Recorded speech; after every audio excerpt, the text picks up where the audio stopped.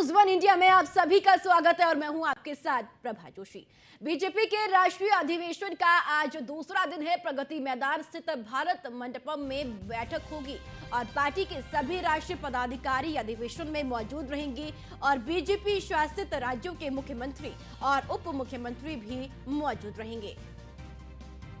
तो दिल्ली से खबर आपको बता दें, जहां बीजेपी के राष्ट्रीय अधिवेशन का आज दूसरा दिन है और प्रगति मैदान स्थित भारत मंडपम में बैठक होगी और बीजेपी शासित राज्यों के मुख्यमंत्री और उप मुख्यमंत्री इस बैठक में शामिल होंगे और साथ ही साथ पार्टी के सभी राष्ट्रीय पदाधिकारी भी इस बैठक में मौजूद रहने वाले हैं। तो अधिवेशन का आज ये दूसरा दिन है और प्रगति मैदान में स्थित भारत मंडपम में बैठक भी होगी और इसी के साथ साथ आपको बताते चले कि इस बैठक में सभी बीजेपी शासित राज्यों के मुख्यमंत्री और उप मुख्यमंत्री भी मौजूद रहने वाले हैं और पार्टी के सभी राष्ट्रीय पदाधिकारी भी मौजूद रहेंगे।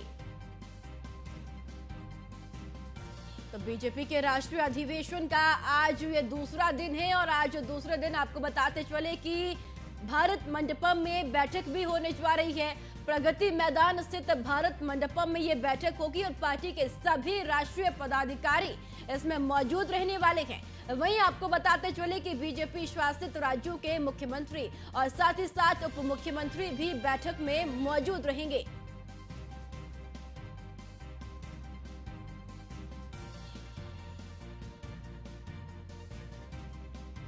तो बीजेपी के राष्ट्रीय अधिवेशन का आज दूसरा दिन है। इसी के साथ आपको बताते चले कि अधिवेशन में आज बीजेपी शासित राज्यों के मुख्यमंत्री और उप मुख्यमंत्री भी शामिल होंगे और बीजेपी के पार्टी के सभी राष्ट्रीय पदाधिकारी भी आज मौजूद रहने वाले हैं। तो बीजेपी के राष्ट्रीय अधिवेशन का आज ये दूसरा दिन है और चलो इसी खबर पर ज्यादा जानकारी के साथ पीयूष तिवारी हमारे संवाददाता ज्यादा जानकारी के लिए जुड़ चुके हैं। पीयूष, आज बीजेपी के राष्ट्रीय अधिवेशन का दूसरा दिन है और आज दूसरे दिन में क्या कुछ रहेगा? बिल्कुल, अगर बात करें तो आज बीजेपी की ओर से जो बड़ी बैठक राष्ट्रीय अधिवेशन के रूप में बुलाई गई है उसका दूसरा दिन है और आज करीब 9 बजे के आसपास ये बैठक शुरू हो जाएगी और आज भी तमाम बीजेपी के जो नेता है उनकी मौजूदगी इस बैठक में रहेगी। आज जो प्रधानमंत्री नरेंद्र मोदी का समापन भाषण भी होगा और कल भी आपने देखा इस तरीके से जब बैठक हुई प्रधानमंत्री नरेंद्र मोदी का भाषण हुआ या ये कह सकते हैं कि उन्होंने अपने कार्यकर्ताओं को संबोधित किया। इसके साथ ही एक बुकलेट भी कल तमाम जो बीजेपी के नेता है उनको दिया गया जिसमें लिखा गया था कि देव से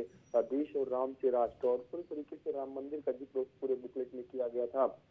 प्रधानमंत्री की बात करें या भारतीय जनता पार्टी के राष्ट्रीय अध्यक्ष जेपी नड्डा की बात करें, उन्होंने उस दौर को याद किया कि भारतीय जनता पार्टी की उस दौर में कितनी कम सीटें थी और आज भारतीय जनता पार्टी की ये स्थिति है कि जब बैठक भी बुलाई जाती है तो लगता है कि कोई जनसभा बुलाई गई है। इसके साथ ही भारतीय जनता पार्टी 2024 के लोकसभा चुनाव के मद्देनजर रणनीति बना रही है और मोदी सरकार के जो 9 साल के काम मोदी सरकार ने 9 सालों में काम किए हैं उनको जनता के बीच में लेकर जाना है और इसी के लिए बाकायदा भारत मंडपम जो कि दिल्ली में स्थित है जहाँ पे ये बैठक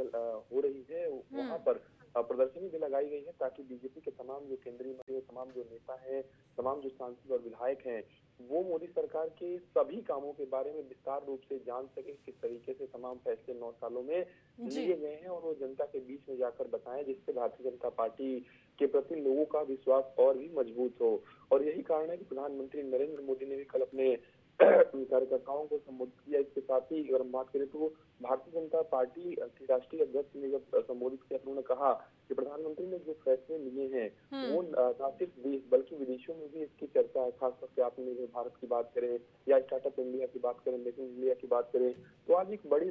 आज भी वो बैठक जो है वो जारी रहेगी और करीब 11,500 के आसपास जो बीजेपी के नेता हैं जिसमें तमाम सांसदों की बात करें, मंत्रियों की बात करें या विधायकों की बात करें, यहाँ तक कि प्रदेश अध्यक्ष और तमाम जो बीजेपी शासित राज्यों के मुख्यमंत्री हैं उनकी मौजूदगी कहीं न कहीं रहेगी। तो निश्चित रूप से बड़ी बैठक भारतीय जनता पार्टी ने बुलाई है राष्ट्रीय अधिवेशन के रूप में और आज भी उस पर मंथन और चिंतन किया जाएगा कि 2024 के लोकसभा चुनाव के मद्देनजर किस तरीके से जनता के बीच में जाना है। ठीक है, चलिए ठीक है पीयूष, बहुत बहुत शुक्रिया आपका महत्वपूर्ण जानकारी साझा करने के लिए।